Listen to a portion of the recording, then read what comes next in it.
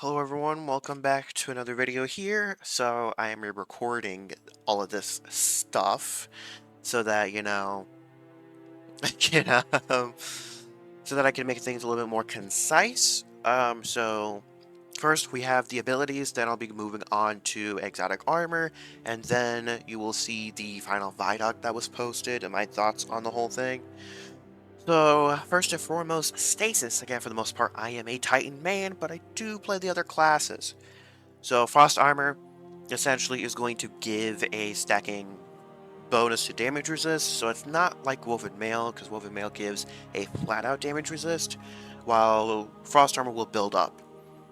So that's interesting. Whisper of Rhyme is no longer going to grant an status overshield, but Frost Armor related. It's fine. All Harvest aspects, Grim, Tectonic, and Glacial, and Titans have Tectonic.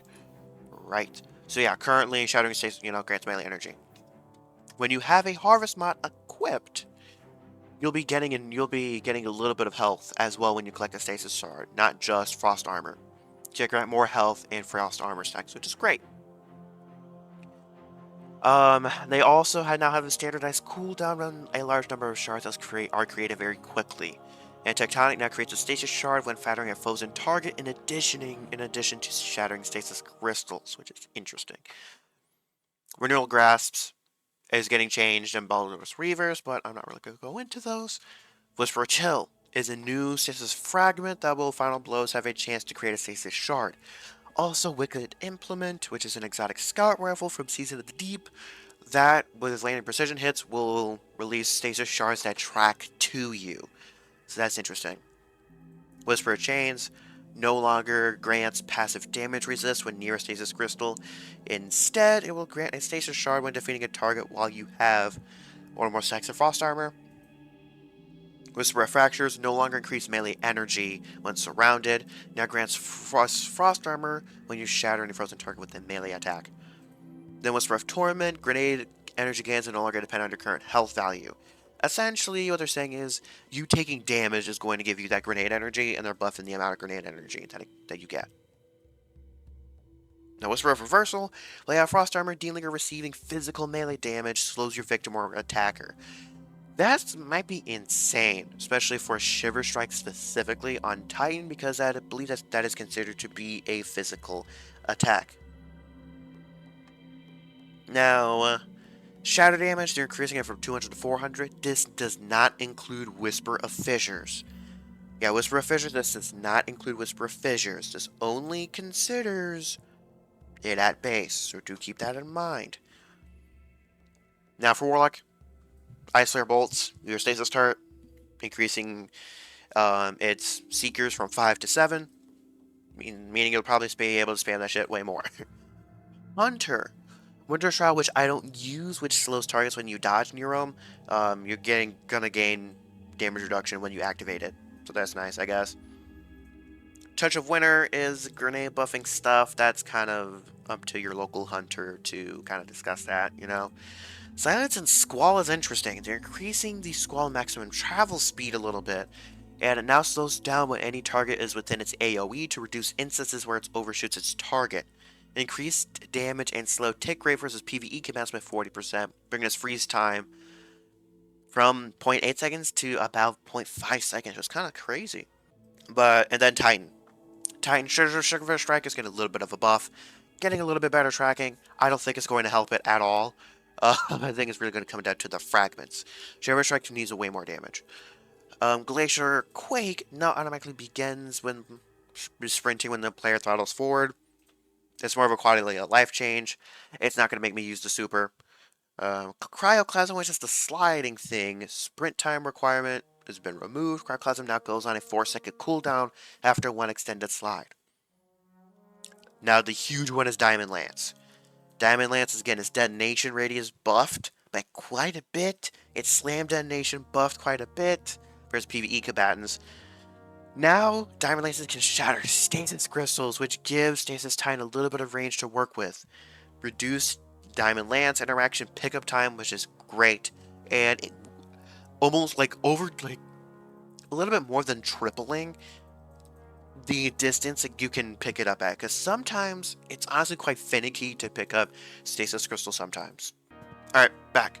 So now Well and Bubble changes. Well now grants a Radiant when players exit the area. They're reducing, so you basically won't be invincible in Well anymore. It's going to be one of those panic supers like, hey, heal everybody, then kind of leave with that damage bonus. Now we're reducing the healing by half, matching restoration times 2. Increase the heal on cast from 40 to 300. I'm assuming you can just get max health. Reduced damage resistance versus non-boss commands from 40 to 20. Reduce damage from bosses from 40% to 10%. Against players, it's unchanged. Increase maximum orbs when defeating targets, or from 4 to 5. This is actually going to help Phoenix Protocol a little bit. So yeah. Major nerfs to Well there. Well is definitely going to be a panic super, which I'm happy Warlocks can move on to other things while, everybody else can kind of start what we're with. Now, Bubble is getting the Armor of Light removed. It's getting applied to Helmet Save 14 now. I disagree with any YouTuber that says that Helmet Save 14 is useless. I only use Bubble when I am using Helmet Save 14. Like, I do not use Bubble without Helmet Save 14. I don't. It's extremely good if you do not have a Warlock, which happens every so often. So it's very helpful. I don't get YouTubers that saying, oh, Helmicide 14 is not really useful with Bubble, and it's like, well, actually it is, and if enemies come in your bubble while you're rezzing, they're blinded so they don't interrupt your rezzing. Or accidentally kill you. It's actually very, very good. So I don't get people's working thing with Helmicide 14. I like it. I only use it. But they removed the Armor of Light Overshield, so you can't stack it with Bastion in PvP anymore, or even in PvE. It's basically going to be just a regular ass Overshield. I would assume it's stronger. Armor of Light now grants additional damage resistance to players inside the Ward of Dawn, 30% versus enemy players, and 60% versus enemy combatants. Okay. Allies near the Ward of Dome now have Void Overshield triggered over time, similar to the volume behind a Bastion barricade. I hope Helm gets a little bit of something else, because that was the main reason why I used Helm, was for that overshield outside of the bubble, because you can't shoot inside of it, from inside of it. Allies near the Ward of Dawn. Well, hold on. How did I go back? I pressed a thing on my mouse, apparently. So, let's go back down to Bubble. Now, no longer provides Weapon of Light by default. The behavior have been moved to the benefits of Helmet Save 14, which is interesting. The Ward of Dawn caster can now generate additional orbs of power by defeating enemies with melee attacks in or near Ward of Dawn Dome. So this is honestly going to probably make Shield Throw the go-to for... Probably going to make the Shield Throw the go-to for Bubble now, to get those melee attacks. Alright, that's fine. Arc. Hunter's melee stuff, this is mostly affecting your, might affect your Life's Handshake or Silent Scowl. There's all of that for y'all. I don't use Arc Hunter at all. I only use Void, Solar, and sometimes Stasis. For Warlock, I don't... So, this is something else. Whenever I am on Arc Warlock, I always use Bolt Lightning. I do not use anything else. Interestingly enough, I've already watched Dado's and Astacross videos on it specifically. It's funny, because Astacross saying doesn't know anyone else that doesn't use Ball Lightning, and Dado was like, I don't know anyone that uses Ball Lightning, but I see everyone using Chain Lightning. I don't notice either. I see a mixture, but I definitely use Ball Lightning myself. It's getting its arming shape buffed a little bit. It's mostly a non-buff, so like so minute. Lightning Surge is getting damage resist, so that's great. That's affecting Prismatic mostly. Chain Lightning is getting its base damage increase, which is great for it's getting doubled basically. Now Titan, Thunderclap, you'll be getting damage resist, and they're also buffing its maximum damage, and they're buffing its minimum damage as well, which is pretty good. And they're buffing it in PvP as well, so that even if you have damage resistance, it's going to one-shot you. So that's good for PvP. Knockout. Great for Titans. Increased bonus damage granted to powered melee attacks versus PvE commands from 25% to 50%. And no longer is going to give you melee health It's no longer going to give you health regen. It's going to give you little chunks of health, depending on the combatant, which I prefer. I definitely prefer. Touch of Thunder is getting its travel speed buffed, increasing the storm's lifetime, whatever, with Touch of Thunder specifically. And then Lightning Nade. I legitimately don't know any Titans that use Lightning Grenade. I don't. I don't. I see Storm very rarely now. I see Pulse a lot, and I use Arc Bolt myself. And obviously Blinding Flashbang Grenades. Arc Grenade, Storm Grenade damage is being increased. Touch of Thunder's variance damage is unchanged. Skip Grenade is getting its increased damage. Arc Bolt is getting its damage increased. I use it to apply Jolt, though. I don't use it to necessarily kill an enemy, but I use it as sort of like kill everything in that space type of deal. Arc Fragments, Spark of Recharge, ability regeneration bonus now persists until the player returns to full shields rather than deactivating as soon as shields begin to recharge. Spark of Beacons, when you're amplified special ammo weapons blind targets, they're adding it to power weapons, which is interesting. Spark of Frequency, I don't care. Solar, I use the Hunter knife that throws out a bunch. I don't use Lightweight knife or any of the other knives necessarily. Knock him down, I don't remember if I used this, so there's that. Also for Hunters, I do not use Golden Gun when I'm not doing DPS in a raid situation. I use Blade Barrage if I'm just running Solar. Now, Golden Gun, they are reducing the amount of, like, the strength of the Orbs of Power that spawn, and while Star Eaters, they're reducing the strength by a lot. So you will not be able to chain supers anymore. Which I like that change. I really do like that change. It's interesting how they're kind of targeting specific exotic with ability interactions. I'm kind of surprised they're able to do that on this scale. Now, for Titans. For Titans, Consecration. Consecrations can now shatter stasis crystals, which is great. Ignitions generated by Consecration now deal 20% additional damage to PvE. They also let Consecration attack like flying enemies that are floating on the ground, which is great. And it increased, fixed an issue where Consecration's intended PvE damage resistance was not being applied, which is interesting.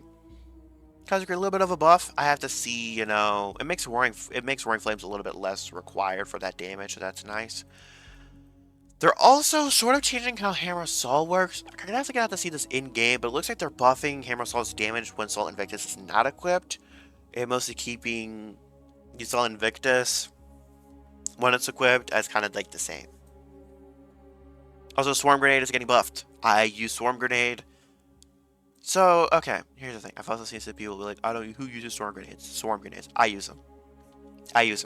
I don't use Fusion Grenades because that can have the issue, especially in higher end content, in like an enemy just running straight up towards you, like really fast before I have time to really react and killing you. I don't use it for that reason. I don't use Solar Grenades because of the long cooldown time, and I mostly use Swarm Grenades to build up Scorch stacks or spawn Fire Sprites. So, there's that. But increasing its PvE damage, its tracking shape size, which, man, has pretty strong tracking. And increased linger duration, which is interesting. For Void, Hunter, Snare Bomb is fucking ass. Snare Bomb is ass. It's terrible. I do not like the... I'd rather use just a basic bitch melee than Snare Bomb. But I have to for Invis. Increase linger duration of smoke from 3 to 5 seconds, and now apply small damage over time to enemies in the smoke, which increases their strength the longer they remain in the smoke. Absolutely fantastic. I do not use Trapper's Ambush. Stylus Executioner's weaken effect can now be applied by glaive melee attacks, which is interesting. Retain Shield Throw, let's go, it's a buff. Increase maximum bounce count, increase maximum lifetime, and they made the tracking a little bit better, which is great, and increased its damage with PvE targets. This probably affects the roaming super as well, Sentinel Shield, because of the Shield Throw, which means Doomfang Pauldrons might legitimately be absolutely cooking. They actually be kind of insane. Now, offensive bulwarks are changing a little bit, which is interesting. Can now extend Void Overshield's timer to its normal maximum duration to prevent an issue where players could get into a bad timer state. Now regenerates a small portion of your active Overshield with each melee defeat. I'm assuming this is in addition to what it already does. If they're wiping out the increased melee regen, grenade regen, and that stuff, then honestly Controlled Demolition is just going to be better to run. Now, Void Warlocks. Void Warlocks are honestly in a really good state. Cax Accelerant, I don't use this. Pocket Singularity, it's getting its detonation damage increased. I like that because I'm not necessarily a huge fan of the Warlock Void Melee. Nova Bomb, I don't know if this is a hot take either, but I do not use Cataclysm. I have never ever used Cataclysm for Nova Bomb. I've always used Vortex for the damage. But they increase the Seeker count, and for Vortex, they increase the linger duration. Yeah, I see some people using Cataclysm. I see a bit about evenly, but I don't use Cataclysm. I only use Vortex. For Strand, a lot of stuff. Threat of Warding, which I don't use. They're decreasing the woven mail duration. In Searing Slam, it used to be a sphere apparently, so now they are reducing its radius, but also making it a cylinder now, so it's easier to understand when you're getting caught by it. Threaded Spike is reduced damage versus enemy players from 79 to 70, and catching your spike no longer breaks invisibility. That's a great quality of life change for hunters. Now, Warlocks, Weaver's Call, I don't remember what Weaver's Call does exactly. I believe it's a Purge Threadling thing. Defeating a target with strand damage now has a chance to generate a Purge Threadling, now with a higher chance of generation when defeating more powerful targets. This damage can be from any source, including other Threadlings. The Threadling loop is going to be insane. As Scrapple Tangles and Melees, they are essentially nerfing the 1-2 punch Strand, Titan, Strat. I don't use it personally.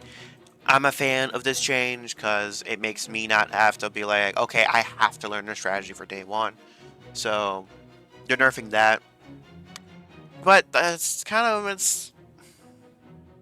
an interesting nerf. You'll probably be able to do it for 2 or 3 times before like you have to reset their grapple point, which is interesting. Now for Titan. Into the Fray, reduced melee regeneration, which is a little bit rough, but I use Heart of Innermost Light, so it's not that much of a difference. Banner of War is getting a pretty fat nerf. They're reducing the maximum timer, but they're reducing the damage bonus from Syntheseps and Worm Gods. Really, really get out of the habit of using Syntheseps and Worm Gods now. I use Armamentarium for the most part with Strand setup, because I basically have 5 melees at that point. So it's like sort of one of those diminishing returns type deals. But Heart of Innermost Light definitely gets you up there, because you're constantly using your grenade, and then you use your melees as well, so they feed into each other. And Frenzy Blade, reduce the forward offset melee lunge from target point from 0.4 to 0.18. So you're not going to like whiff past them as far for the follow-up. That's it for abilities. A lot of interesting notes. A lot of interesting notes. Now, Final Shape Armor was kind of terrible. For Hunter, a lot of this stuff I never use. I never use these. And Star Eaters, they're increasing the power Orb of Power from granting max benefits from 4 to 6. And reduce the increased super energy gain per Orb of Power when the Golden Gun is equipped from 2% down to 0.5%, which is damn. They're really nerfing that hard. For Titan, Ursa Furiosa, I don't know anyone that uses this. It's going to work with a new Void aspect. This honestly could definitely see some use with like Sentinel Shield as far as very defensive and kind of support as far as spamming super. I would not be surprised if the next damage strategy is you have one Ursa Furiosa player that just constantly spawn orbs. Because let me double check what this does. What Ursa Furiosa does here. Because this might actually be pretty insane. Yeah, blocking, move faster while guarding when your shield is active. Guarding damage converts to super energy when the super ends. Which could be pretty insane, because I believe guarding with the Sentinel Shield and people shooting through it spawns Orbs of Power, I believe. Right? Making the shield last longer. I believe that was a function. I believe that's still a function. Somebody in the comments, correct me if I'm wrong, but I believe it's these. I don't think it's Science Ramparts, but I believe it is Ursa Furiosa that does that with. So that's interesting. Khepri's Horn, getting a damage buff. It'll be able to scorch targets more than once, which is great. Heart of Animal Slight, it's not getting a functionality change. They're condensing the fucking 3-ass buffs it has to just one visually, so that's great. Reduce the amount of times biotic enhancements last after not being surrounded from 8 to 5 seconds. This sort of nerfs my Fist of Havoc setup, but I mean, it's one of those things where it's like, that's fine, I guess. Servant's Enclosure. They now require line of sight to damage enemies, but also reduce the knockback, which now launch enemies more consistently vertically. Okay, that's fine. Mental Battle Harm is getting above Warlocks. Honestly, I tested this out a little bit and I liked it. There's your change for Paladin Weavers. I don't know anyone that uses that Seeking Filaments on Warlock. I don't know anyone that uses it. I personally use it as a Rexit. Verity's Brow is just getting changed to Metric Grenade type. Not your super. Sunrise is getting nerfed. I'm glad this is getting nerfed too. This affects me with... I do not like doing content with Sunbracer Warlocks, honestly. Just specifically because I can't get the buffs that I need to proc on enemies with Sunbracer's people. But they're essentially reducing the max grenades from 5 to 4. It's not that big of a deal. When multiple Warlocks are using Cenotaph, they're no longer going to drop more ammo. Also, the weird choice is the Cenotaph user will not be able to see if they've marked a target. I feel like if they want to change this, it should be the reverse. I don't get it. This also affects if you're soloing and you're using Cenotaph, that kind of affects you as well. Powered melee. This is just... it doesn't matter to me. Exotic Artifice. Artifice armor will be able to be... Exotic armors will be able to be Artifice with Exotic Cipher. Will be... So, Exotic Cipher. Make sure to prepare. I believe you can hold 3 currently, which is getting boosted to 5 in the final shape, but I believe you can hold 3. So, yeah, keep that in mind. And ammo finders. Essentially, the rundown of ammo finders is, hey, they're... when you die, currently in the game, when you die, it resets your ammo finder progress. So now they're changing it to where when you die, does it reset that ammo finder progress? That being said, they're increasing the number of kills to proc ammo finder by 20%. Also, this won't really affect solo players, since you die when you die. You know, it'll require the same amount of kills as now when you're solo, but it's increased when you're in a fire team. So when you're solo, you don't have anyone to resurrect you, so they were like, yeah, we don't need to increase the amount of kills. Raid armor mods will no longer cost mat energy. This makes raid armor a lot more useful than it is, because taking up those energy slots is way too crucial. So, those are exotic armors. Now, the TWAB. I'm going to skipping a lot of this. This first ViDoc was kind of a nothing burger. You're just talking about the environment. And y'all will be seeing the second one after I go through this TWAB. There's a cutscene. I'm not going to show it here, just in case you haven't seen it, but yeah, there's that. Now, those are the emblems for watching on Twitch. I will be streaming here on YouTube. So, unfortunately, no emblems with me, but I will be day 1 rating. Again, I will start streaming June 7th at 12 o'clock p.m. Eastern Standard Time. It is 1 hour before the raid actually launches. I'll just be chilling in orbit, making sure to get the team together. So, all of that will be set up for y'all, and, you know, all that will be solid. We will be having a fun time. We'll be streaming until I complete it. That's just how it's going to work. Definitely want to get the day 1 emblem. So, yeah, that'll be happening.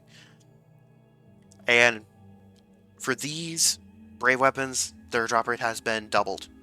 So that's great. They'll be doubled. So that'll be nice for the peeps out there. I already covered armor. Now, Pathfinder, we're going to have to see in person.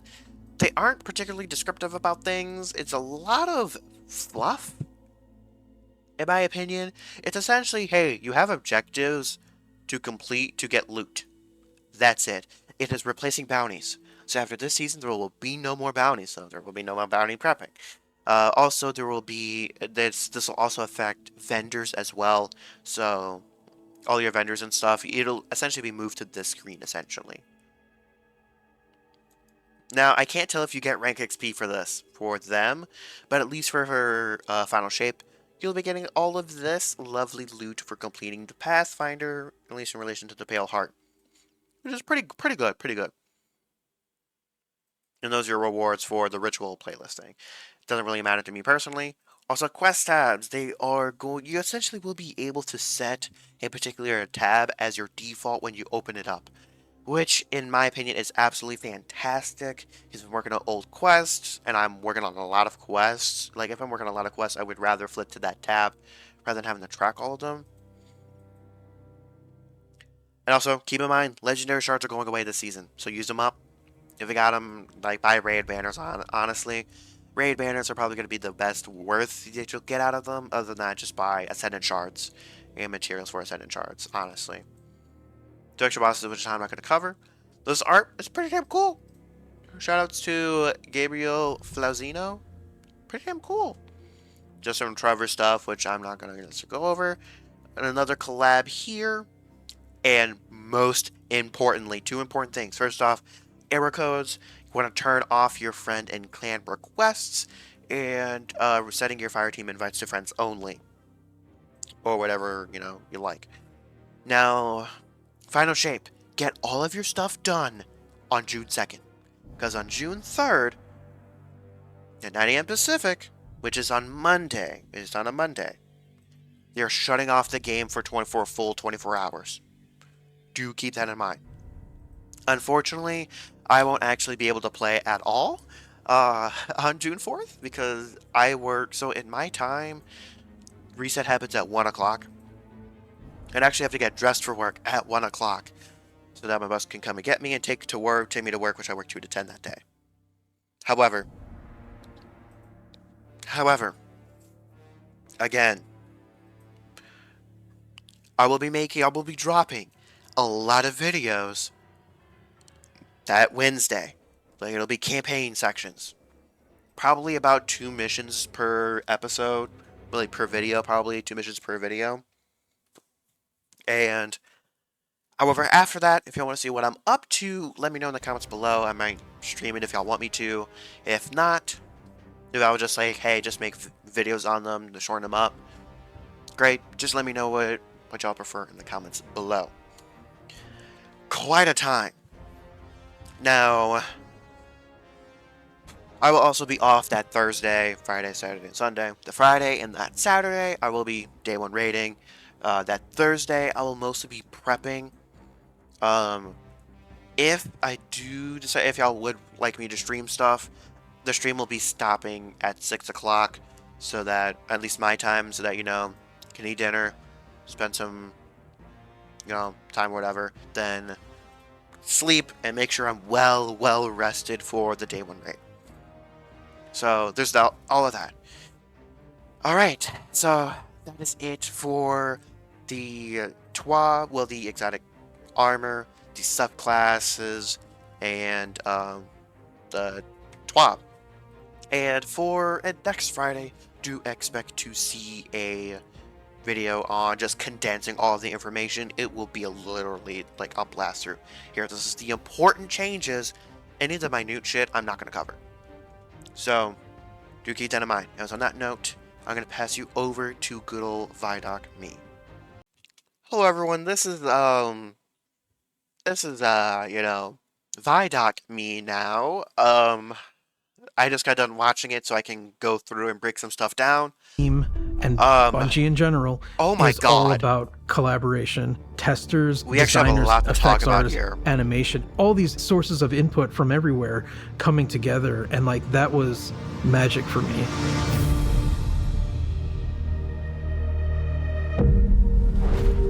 Hand cannons, I'm assuming that's a sidearm.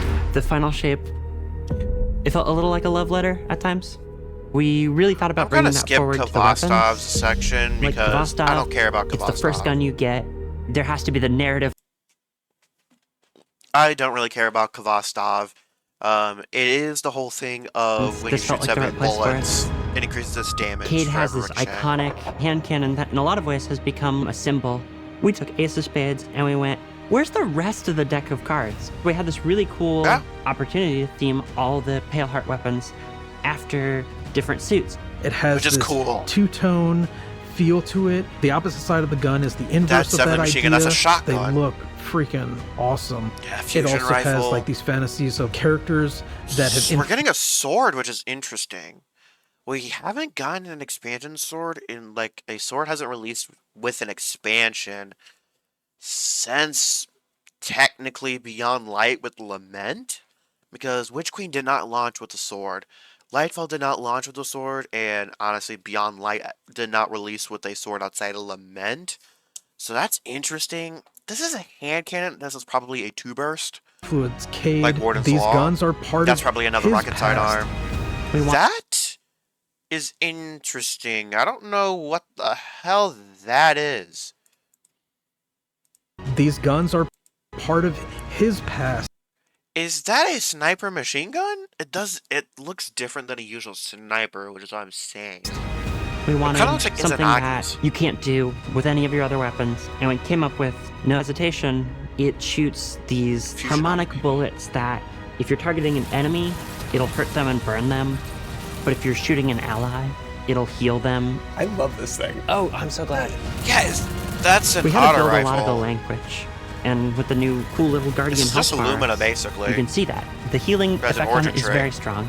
For a while, we were calling it the Just Don't Die gun. It has its own little energy bar, like the glaive does, and that energy bar is charged by any damage whatsoever. It's like, we know what we did. Since you are returning to the Traveler, we wanted to focus on bringing new supers to the light subclasses. For Song of Flame, we wanted to plus up Radiance from Destiny 1 and have it be combat focused. I didn't play Warlock at all Radiance for from D1 when I did it. It has fire wings. We kind of ate that visual space with Dawnblade, where you've got these like awesome flame wings. In a split second, make if a PvP player players sees panic. a character solar with wings, they're going to see that it's Dawnblade. We had to come up with something different. Zach, our VFX artist, came up with the idea of this halo around you, like a medieval painting.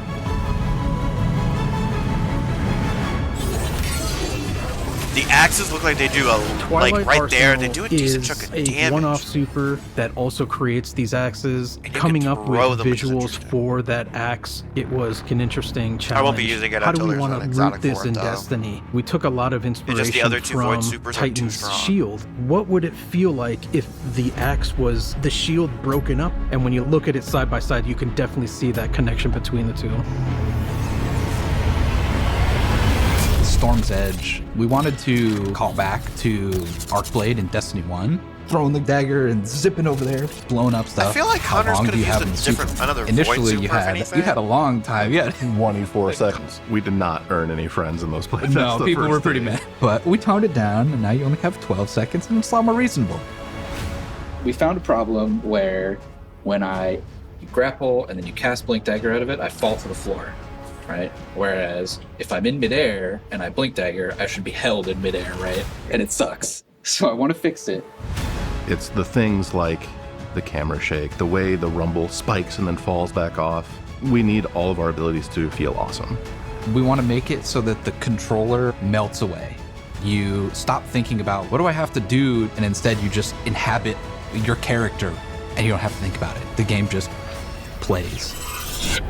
The great thing about Prismatic was every playtest we did, the feedback got better and better. We have gone back and forth on what starter builds that players will get in Mission 1. Okay, we're going to start the Titans with Stringer's Lash, their Strand Aspect, and Knockout. One of the notes we got is players just weren't understanding how those two things comboed in a loop. Well, we're going to drop Stringer's Lash. Instead, we're going to put in Diamond Lance. Now, any ability kill is making your Diamond Lance. Your Knockout Punch, hey, that makes a Diamond Lance. You throw your Diamond Lance at the floor, everything's frozen, now you can punch stuff again and get amplified with Knockout. Once we made that switch, all of a sudden it clicked in Why is it lagging so hard? players' heads. This loop becomes a lot more clear, and players were much more... My PC can't handle it. Probably because I have Destiny 2 running in the background currently. That's probably why. They're starting to load out. So, wait, it's not stuttering. At the end of the day, like, the chaos is the point. Yeah. If you honestly, aren't surprised and delighted in a way that you didn't expect, like... I'm a little bit more excited for Prismatic knowing the buffs. That, like, things like Consecration has received. This strike is probably one of the coolest strikes that we've ever released. I can't express how major this is. They have never, ever, at least as far as I remember, have ever, like, told us that we're, like, a specific strike. I'm assuming that this is probably going to be the only strike we're getting, which is going to suck. But, oh my god. I started my Destiny journey playing strikes. I really wanted to push the expectations of what a strike could potentially be. This strike, it's sort of a memory out of the Witness's history of its race and what its buildings may have looked like in the past. A lot of the inspiration comes from 30s pulp novels, adventure flicks, uncovering ancient, hidden cities that have not seen a living soul in eons. And then subsequently destroying those cities moments later. Sounds about right. It kind of looks like Josh Gad. Imagine you're in a narrow hallway. You need to escape it. Lava is descending. I'm wondering if this section is going to be timed. Obstacle is coming out of the walls. I don't think we've had a strike with a timer on it. Closing door, and you're dead. The door just closed right in front of your face, so... That happens a lot. I have 7 Gilded Conqueror titles. I want this strike to be the hardest strike we ever made. What I want people the fuck? I don't think very many people understand how, like, major this is. Because, like, okay, I'm going to more so talk about GM specifically.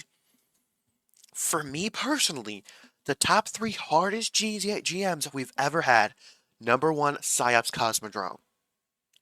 That being said, I think the difficulty will change depending on how well and Bubble is, because at least I'm a Titan main. I like to go into harder content with my main character. And a friend of mine that I usually run GMs with, Psycho, he's also a Titan main. And 2 Titans is usually not necessarily what you want to run in Cosmodrome specifically. But that's probably one of the hardest ones. But number 2 was Hollowed Lair. Dear God. Specifically, there was a fucking room with 2 overloads and 2 unstops, and dear God, that was toxic as hell. But once you got past that, it did get a little bit easier. The number 3 will probably be the Corrupted before, like, when it first released as a GM. Dear God, was that shit insanely hard. But in terms of a regular strike being super difficult, we don't necessarily have any, like, strike activities that, you know, are super difficult at base. To scream and cry over this strike. They want this to be toxic. And just say, how do I complete this strike on Grandmaster difficulty? And I'll be like, yes. I haven't ran to a strike where that's the case. That's kind of one of the fun parts about making a strike. There's so much freedom and creativity to do wild things, and then testing that. Damn. It's just a lot of fun, that back and forth. We have a very tight relationship with test as designers, and I couldn't do anything I do gameplay-wise without Test there at my side. But as soon as I can get fresh eyes on it, I think that's where it really comes in. We ran a lot of play tests, and every time I would invite people, I'm like, this is final play test, but it's never final. We just can't stop. It's really not just one department creating something special. When you see all those things combined and the iteration and the back and forth, and when you get to this end result where it just feels like it couldn't be any other way, we hit on something amazing here. Surgical environments. Very, very solid ViDoc. Very solid ViDoc. I'm interested in seeing what news comes about next week, because next reset is the last reset before Final Shape, which is fucking insane to say, but yeah, it is the final week. We have about a week and a half left of his Season of the Wish, and until like Final Shape comes out, which is insane. It's absolutely insane to think about. I hope we get some. I hope the exotic armor changes that they showed, at least they told us, are not the only changes. Because if they are the only changes, it's going to be so disappointing. I'm hoping for a more in-depth list if there is. I hope a little bit more news on the new exotic armor, especially the ones that we did not get a video at all for. Hoping for some more clarification on that. Also, I would like to see what the weapons are in the seasonal artifact. Whatever, well, the episodic artifact, whatever they're calling it. I was going to call it seasonal artifact. I really am curious on what the seasonal artifact is going to look like. That is going to determine, the seasonal artifact is going to determine what is meta going into the day 1 raid. Specifically, probably the first 3 columns. Also, I would like to know if bounties, like, will they be able to be claimed for Bright Dust? I mean, will they be able to be claimed for that XP, or is it kind of one of those things that, you know, is just not exactly... Is it being depreciated? Is it still sticking around? Are they just not having the XP from it? There's a lot of things that need clarifications that isn't quite there. But that's all. That was a big, gigantic, chunky-wungy. When I do cover a lot of this stuff in a video that I will drop next Friday, in that video, going over everything for the final shape, a lot of this will be condensed. A lot of it will be condensed. So on that note, let me know what y'all think in the comments below, and I will catch y'all on the flip side.